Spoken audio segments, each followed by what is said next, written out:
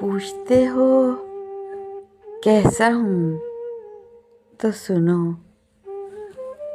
अब ये हाल है कि अगर कोई मेरा दिल खोल कर देख ले तो उसे वहाँ सिर्फ तुम्हारी यादों की राख मिलेगी।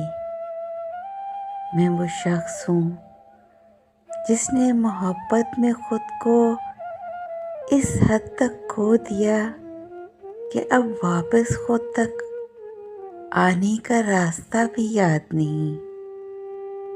लोग कहते हैं आगे बढ़ो, मगर कोई ये नहीं समझता कि कुछ लोग आगे नहीं बढ़ते, बस जीना सीख लेते हैं अपने अंदर की मौत के साथ।